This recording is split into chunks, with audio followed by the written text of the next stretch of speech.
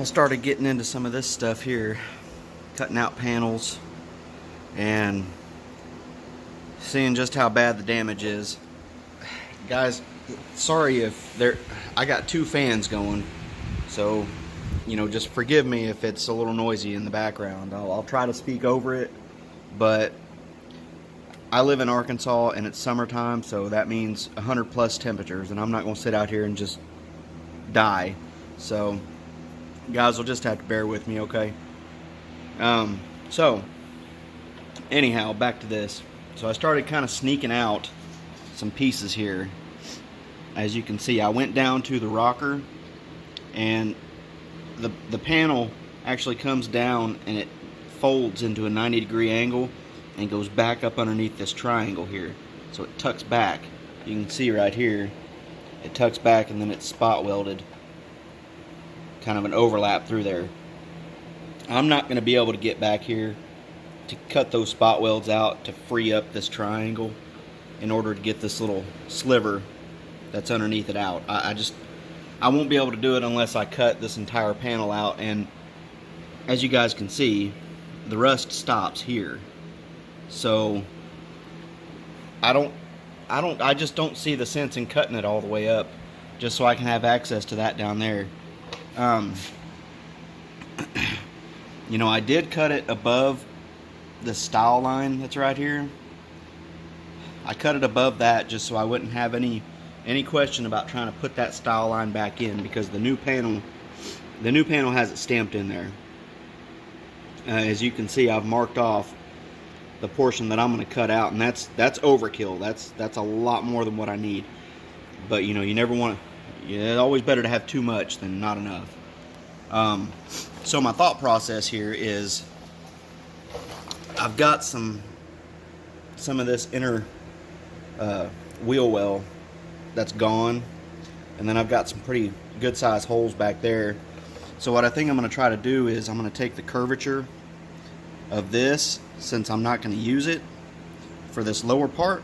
I'm going to take the curvature of that and I'm going to cut a section out that I need, and I'm going to graft that in behind, which will be here, and connect it in and go down, and then all I'll have to do is just cut a couple of rectangles to fit in there and weld up that hole.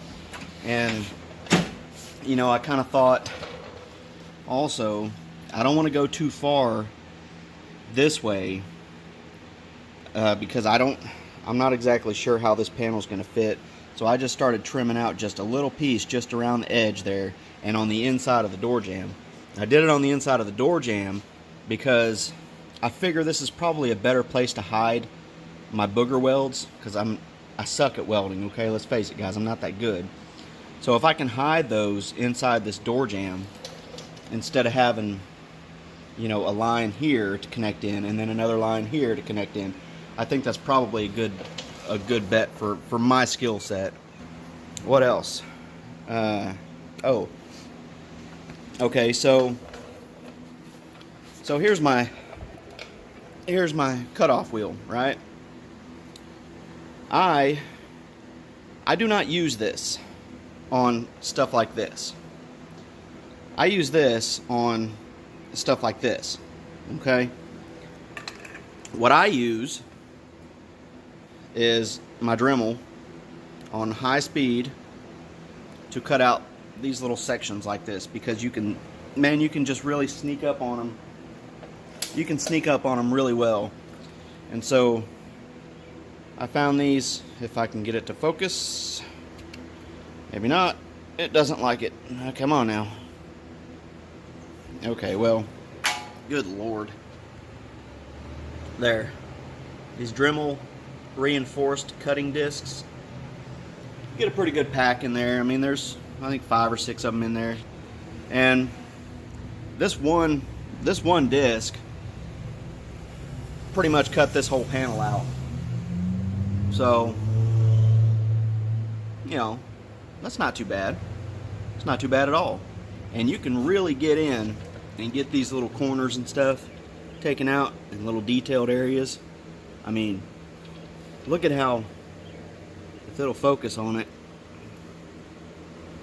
look at how sharp that corner is right there. Ah, there it goes. I mean, there's hardly any overcut to it or anything. It's pretty nice, guys. Pretty nice. It does take a little bit longer to cut through, but especially when you have overlapping panels, like in this situation here, I mean, there's no question when you bust through the first panel with these little, where'd they go? With those little Dremel discs there, there's no question at all. I mean, you know exactly when you bust through. You're not going to go too deep with it. And this is a slow going process anyways. You want to take your time with this, so, or at least I do, because I'm very novice with it.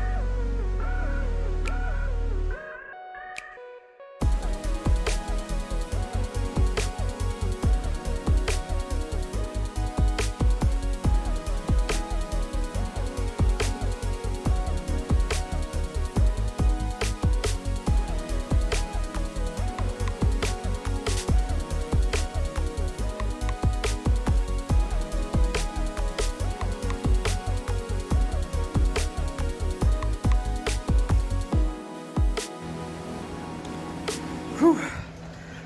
I gotta tell you, I figured I would be a lot further along than what I am now, but man, this stuff just takes a long time to do. I mean, it's no wonder that paint and body work costs an arm and a leg. You know, I mean, you've got to give props to anybody who does this for a living, because it's tough, guys. It's a racket. So I got this panel roughed in, kind of about where it's going to go, I feel like.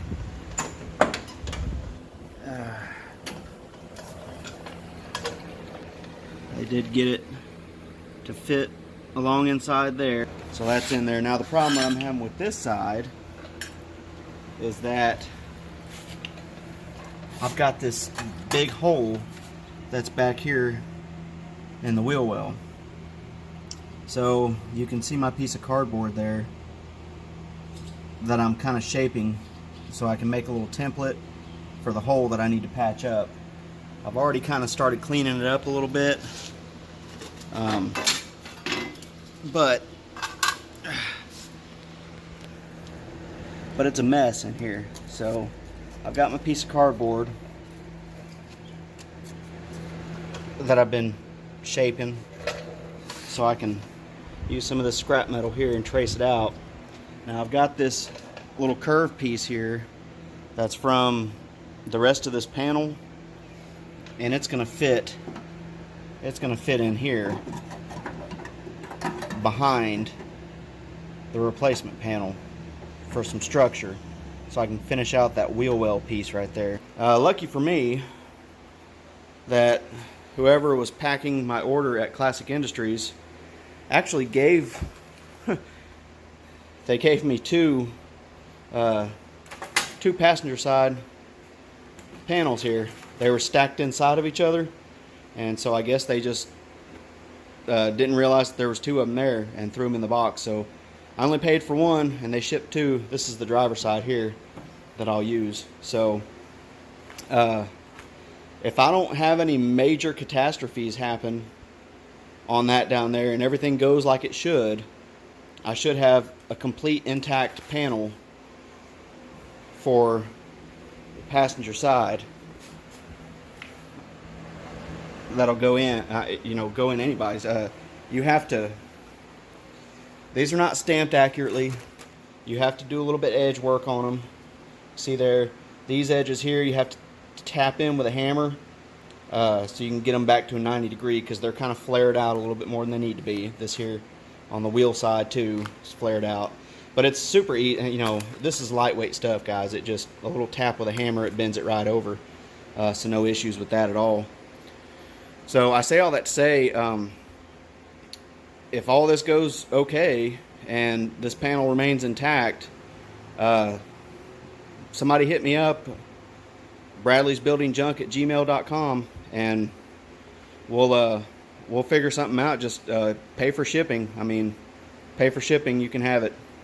So we'll do that for you, because, you know, like I said, I only paid for one. So if you want to pay for shipping to get it to your house, you know, whatever I think the panel was like $34.99 or something like that.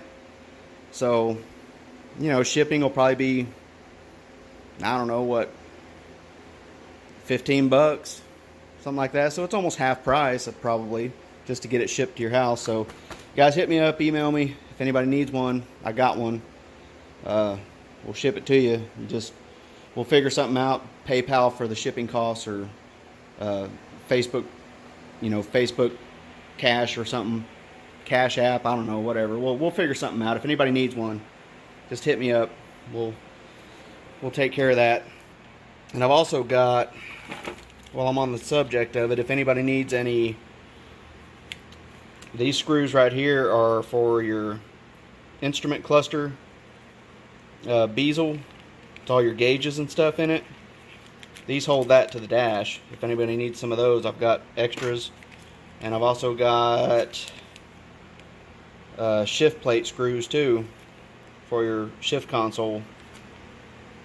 So bradleysbuildingjunk@gmail. Just hit me up. We'll work something out on shipping. Just get them over to you. These are seal plate screws, whole set of them for both sides. So that's what I got, just leftovers. I mean, they're gonna sit in here for all of eternity probably, because I've already passed that stage of my refreshing, my revival. So guys, let me know what you think. Let me know if you need something.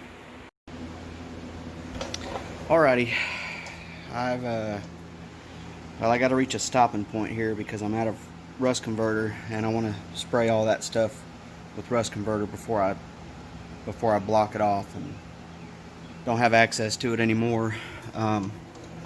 So I managed to patch up this hole back in here, and you know, people say, well, you can't weld sheet metal with flux core. Well, you know what? You can, because I do it, and I'm not a professional. This is by no means a good welding job. You know, it's boogered up in there. Flux core is bad, and I have to turn the speed up to about 3. They say to do it at like 1 to 2.5, but man, that just doesn't work. It's too slow of a wire speed. It just cooks right through the sheet metal if it's that slow. It burns a hole, and you don't get good penetration. So I found if I put it up just a hair above 3, it feeds it just about as quick as I'm willing to go with it. And you can see I've got good penetration. It's in there. That ain't going nowhere. I beat the crap out of it with a hammer a second ago, and it didn't budge. So good strong welds. Does it look good? No, but you know what? I got a grinder, so I can make it look good. Alright, here's what we ended up with on this inner structure. I got it sprayed with some rust converter because there was some pitting going on that triangle there, so that's why it's all black like that. But you know, all this stuff's going to be hidden anyways behind that other panel. And I still had a little bit of issue right here where I was joining it together. There's a little bit of blow through because the metal was just a little bit weak, but did okay. This inside is going to be the whole wheel well. I'm going to respray after I clean it and give it a once over with the grinder or the flap disc. I'm going to hit all this with the rubberized undercoating, so all that texture will just be blended in with all the rubberized undercoating texture. Don't think you'll see it very much. I had to fabricate this deal in 2 pieces. So you know, this piece here I had to join right there, and it wraps around. So I had to kind of tack it in and then hit it with a hammer to get this bend to meet up with my back panel piece there, the wheel well piece that I used the cardboard and stuff with. So next step is getting this outer panel put in on the wheel well side. I'm gonna drill 3 holes in this piece of metal so I can plug weld like the factory did along that there. I'll do some welding on my seam right here and then grind it down, and then I'll weld across that seam there and grind it down.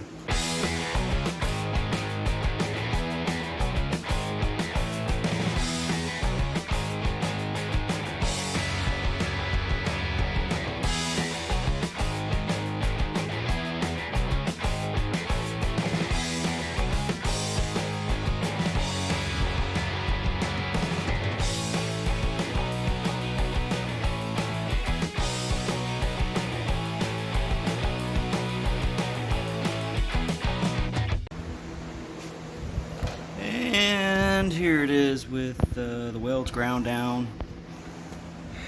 Patch panels in. As you can see, I maintained my door gap, which is great. I was kind of shocked by that, to be honest with you. It's all smooth now, and this gap here, I got a little overzealous with it. It wasn't quite that big from the factory, but there was a gap there from the factory. They just had it plugged up with seam sealer. So I might try to plug mine with fiberglass if I put a little piece of cardboard behind it or something, and see if I can get it to close up a little bit. I ended up having to put just a little tack weld here on this bottom corner just to pull everything, pull everything in so I could maintain that seam right there, so I didn't have it was trying to kick out towards us, so there was a pretty big gap on this corner, so I just went ahead and put a little stitch there. But hey man, I think it's okay. This in here is all ground down. Like I said, I'm going to clean this up a little bit here, like I said before, and I'm going to put some seam sealer in there like the factory did. They had seam sealer that ran all the way around and through that seam there, so it's not too bad, man, for flux core. And it's just a lot of work, and you just got to go slow. You can get it right. This right here, that's my very first time doing this on any car, patching up a panel of any sort. I mean, I replaced all the floors in this, and that was a first too, and replaced some panels up underneath the cowl there, and other spots where I had to weld the trunk, and that's all a first for me, guys. So I mean, if you're new to this kind of stuff, man, just get out in your garage and just try it, y'all. If you're halfway mechanically inclined, you'll probably figure it out along the way, like I did. Watch a lot of YouTube videos. It's a lot of work. It really is a lot of work, guys, but it's rewarding.